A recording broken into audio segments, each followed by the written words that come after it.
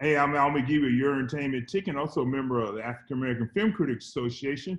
I have the writer and filmmaker David Shields here. We're going to talk about his film that he did about Marshawn Lynch called Lynch, History. And first question, David, is this: why Marshawn Lynch? Why do you want to do a film about him? Yeah, I guess I'd say why not? I mean, I think partly is I'm based in Seattle. I was I was or am a football fan. I'm not sure when we'll ever have football again. I was Right. a fan of Marshawn as a player, and above all, I was just a fan of his resistance to American media imposition of their own language, their own rhetoric, their own grammar. I remember watching Marshawn during Super Bowl Media Week. I guess that would be 2013, before Super Bowl 48, and I was just Right. stunned by his performance chops. That famous interview he did with Deion Sanders, that 5-minute non-interview interview that went viral in Seattle, but also across the country. And I felt the conversation around him, Albert, was badly misguided. People thought he was, quote, shy or petulant, or just being uncooperative on a whim. And I just felt intuitively, as someone who grew up in the Bay Area, who grew up in a political family, who had a speech impediment in childhood, I just felt I knew that Marshawn was doing something powerful and political Mm-hmm. and meaningful with his silence and with his non-answer answers. And I thought, well, hey, I'll spend 4.5 years and $100,000 and I'll make a movie, and I'll see if I can convince myself and Marshawn and an audience that, there is method to Marshawn's seeming madness. And it's not madness at all. It's really prophecy. I mean, so much of what Marshawn has done, here we are in this unbelievably exciting, confusing, scary time in terms of the transformation of American culture. And I feel like the film is quietly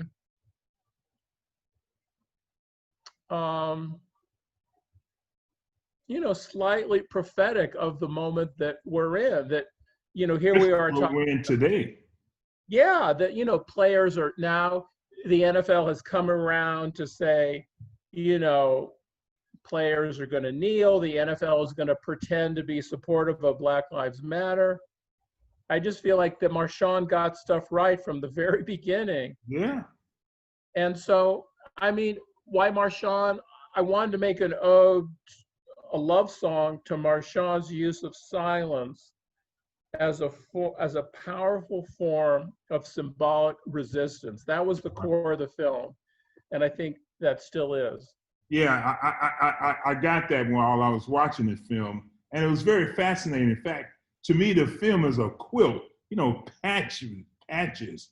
Yeah, you had a lot of patches of his life when he was in high school, when he got suspended, kicked out of game, and things like that. But this is something else that I really didn't know, that he was from the Bay Area. I knew he was from the Bay Area, but I didn't know this, that you also got footage of the very important people from the Bay Area, like the Black Panthers, Maxine Hong Kingston, Tupac, even Bruce Lee. Now, while you were researching that, is that how you found out about these important people from the Bay Area? I know that's among my favorite parts of the film, is that we develop a little bit of a chorus of maybe 20 people, from, Jack London to Gertrude Stein to Bill Russell to Gary Payton to Jason Kidd to Angela Davis, Alice Walker, Maxine Hong Kingston, Tupac, just a whole galaxy of people. Even someone like Clint Eastwood, who went to the same high school that Marshawn went to, Oakland Tech High Right. School. and that Clint Eastwood is a right-wing guy. He's a supporter of, I don't know, he still supports Trump, but he's a right-wing conservative person. But there's a sense in which even somebody like Clint Eastwood, his entire MO is to create a mystery around silence, to be a figure of resistance, sort of in his own way, sort of anti-establishment, even though I would argue Eastwood is in his way, deeply establishmentarian. So Right. anyway, I mean, everyone has said about Marshawn that he's, you can't understand Marshawn without understanding he is from Oakland. And I had sort of heard that. But the more I researched, the more I realized, my God, he is so profoundly from an Oakland ethos. Mm-hmm. First of all, I think his mom had and has an enormous influence on him, but the surrounding political, cultural, social, racial context of Oakland, he is the very embodiment of Oakland anti-establishmentarianism. Black Panthers, Hell's Angels, the first Yeah. African American Studies Department, even the Oakland Raiders, one could argue, and basically it isn't just that people from Oakland, especially Black people, tend to be rebellious, but rebellious in a very specific way, subverting the dominant paradigm, not speaking in the language of the majority culture. And I feel like Marshawn, in his own beautiful way, found a way to create an Oakland resistance within Yeah. the NFL. It's so beautiful. Like, it's not that different from, say, I don't know, it's very Black Panthers, it's very Hell's Angels. It's got serious street cred, it's got Oh, yeah. serious attitude, and it's ferocious. When I showed the movie in LA, an Mm-hmm. Oakland rapper named Ice Life came up to me afterward and said, no Black kid from Oakland would ever see this film and view Marshawn's resistance to the media as anything else other than a Black person from Oakland refusing to cooperate with the police. Like, that's the whole movie. I wish I had talked to Ice Life before the movie, but I feel like that Marshawn doesn't even have to say it. Someone like Colin Kaepernick has created a powerful protest movement as an athlete, but in a way, Marshawn's strategy Yeah. is more poetic, it's more provocative, Mm-hmm. and not to say one has to actually judge between Kaepernick and Richard Sherman and Michael Bennett and Marshawn, but Marshawn's is uniquely Marshawn and very, very Oakland, I think. Oh, wow. Yeah, you're absolutely right. Now, you're a little bit about you, David. You are a writer. I am. First, you were a fiction writer. Now you're a nonfiction writer. And as I was reading your bio, some say this Lynch, a history, is a little bit extension of your book about Black. What's the name of the book? Reality Hunger. And Right. also your other book too. Do you feel that you were doing this as an extension of your nonfiction work with this documentary? I think that's right. I think, there's, as you say, Albert, that, I started out as a fiction writer. I wrote 3 novels. About 20 years ago, I started migrating toward nonfiction. And then I started becoming a writer of what I call sort of literary collage or montage or bricolage or assemblage. And the last sort of several books I've written have this quality of, I think you called it a patchwork or a quilt, a kind of crazy Right. quilt of things. Right. Quite a few of the books I've done have this sort of tapestry-like like quality. And I think, you know, in a way, the book is loosely adapted from a book I wrote called Black Planet Facing Race during an NBA season. 20 years Yes. ago, I wrote a book Uh-huh. about the Seattle Sonics 94-95 NBA season. And I tried to work with the writer-director James Franco on that film. He's a former student of mine. And Hmm. Franco and I had done a previous film called I Think You're Totally Wrong, A Quarrel. And that turned out pretty well. James and I tried to do a second film called Black Planet, and it just didn't seem to work. So Franco gave the material and footage back to me, and I realized I didn't have a way to adapt in 2015 all this stuff from 94, 95. And Right. I basically realized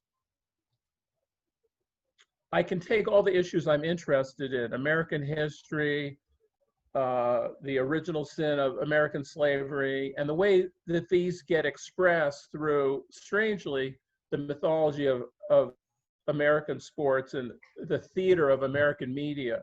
So I said, okay, all the issues I wanted to explore in Black Planet, I can explore through Marshawn Lynch in, you know, Uh-huh. 2015. And I think, as you say, Albert, that my approach, in a way, takes something which I argue for in my book, Reality Hunger, a manifesto, which came out 10 years ago, in which I argue for a kind of a collage approach. I argue for kind of mixing and matching Right. and breaking apart genre. Basically, the film, as you know, Albert, is, you know, it's an 84-minute film and has 700 clips Oh, in, got 700 so clips? it's 700 clips in 84 minutes, so it's averaging 7 seconds a clip. So it has this sort of crazy, frenetic velocity.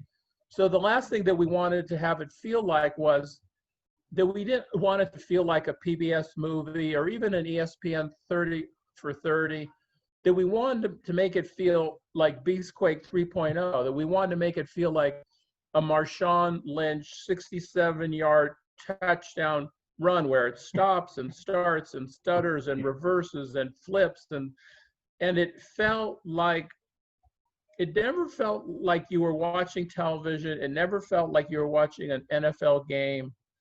And it always felt like you had a kind of GoPro camera trapped inside Marshawn's helmet, Mm-hmm. and you were flying all these different places. In a way, the film has PTSD. Like, the film has the PTSD of, you know, CTE from a tackle to your head, but also the PTSD of the cataclysm of American racial history. And I think the film has this sort of frenetic, almost violent velocity that is meant to feel congruent Uh-huh. with American racial history and the power of Marshawn's running, the power of Marshawn's personality. So that's my rather long-winded answer to your very good question. Well, good. Thank you very much. Now, do you feel that if you tried to interview Marshawn Lynch, you think he would beast mode on you? And the second question to that is, this is streaming on Topic. Why is it on Topic also? Well, I think, you know, it's available on a variety of platforms, but most recently, you know, it's on Topic, topic.com. You know, they came to us and they approached it. I'm delighted if people would like to watch it on Topic, which is, you know, has an excellent reputation for politically aware, culturally aware, you know, documentary films. You know, it's also available on other platforms too, Amazon, etc. Oh, okay. But where else? I approached Marshawn 4.5 years ago about, you know, I approached his agents and representatives. Hey, I'm making a movie. It's definitely a love song to Marshawn. Would Marshawn want to participate? And their answer was consistent over 4.5 years. I approached them virtually every month. Hi, you guys, I'm still working on the film. Would you like to be a part of it? And they constantly said that we won't impede and we won't participate, you know. And so I showed the film in Oakland about a year ago, almost exactly 1 year ago. And Marshawn came up to me afterward and he said, it's this wonderful line. He said, I wanted to hate on you, but I couldn't because you did a damn good job with it. which I thought was sort of beautiful. Like, yeah, that's very beautiful. Isn't that's very eloquent, and it's very complicated. Like, it wasn't just, hey man, thanks for making the movie. It's like, I wanted to hate on you because how dare you, a white filmmaker 30 years my senior, make a movie without my participation. But hey, I actually watched it and I sort of dug it. At least that's what I took Marshawn to be saying.